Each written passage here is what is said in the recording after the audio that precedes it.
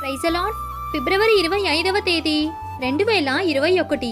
ఈరోజు దేవుని వాగ్దానం. ప్రభు దృష్టికి మిమ్మును మీరు తగ్గించుకొనుడి, అప్పుడు ఆయన మిమ్మును హెచ్చించును. యాకోబు పత్రిక 4వ అధ్యాయం 10వ వచనం. ఒక విశ్వాసి జీవితంలో ఈ లోకం మాట కంటే దేవుని మాట వినాలి, దేవుని చిత్తానికి లోబడాలి. దేవుడు మాట్లాడడం అనేది ఒక వ్యక్తి జీవితంలో శ్రేష్టమైన అనుభవం.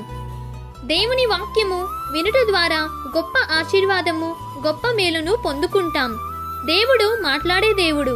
దేవుడు ఎలా మాట్లాడతాడు అంటే మన పరిస్థితులకు తగిన విధంగా మాట్లాడతాడు. దేవుని మాటలు నిన్ను నిరాశలో ఉన్నప్పుడు లేవనెత్తేలా ఉంటాయి.